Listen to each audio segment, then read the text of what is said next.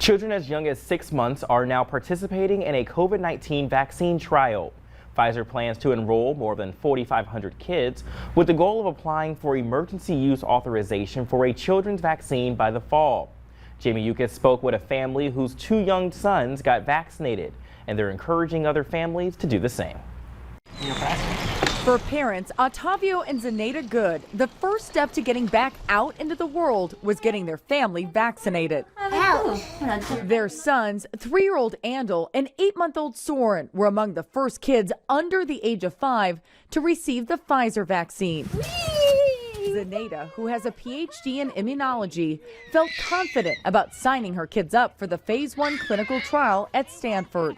What made you guys decide, no, we want to go ahead and do this? Vaccines are one of the greatest inventions of immunology, and it's like the key for us to feel good and safe about our kids. One thing that we're concerned with is the long-term effects of COVID, and it's like, yeah, we'll take the vaccine any day over the potential downsides of COVID. Dr. Yvonne Maldonado is overseeing the trial, which will help researchers determine dosing.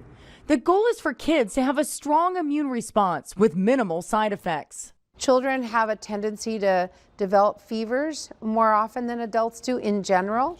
And we also know that children frequently respond to lower doses with good immune responses. Zenaida says Andal and Soren were given 1/10 of an adult dose. And baby Soren returned last week to have his blood drawn. Did your kids have any side effects? Not anything major. Andal, after his first dose, he was a little bit low on energy for one day and had a sore arm for one day. But after second dose, both kids had nothing. Maldonado says kids' side effects will likely be similar to adults, but it's a small price to pay.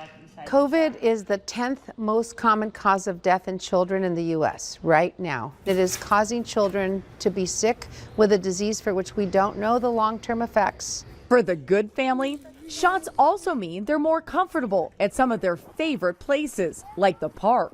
What I really miss is going to the playground and meeting new families and making friends and coming back to our house and playing, you know. And now we are happy to open up to the world again. Now we feel protected and we don't feel worried anymore, and it's a wonderful feeling.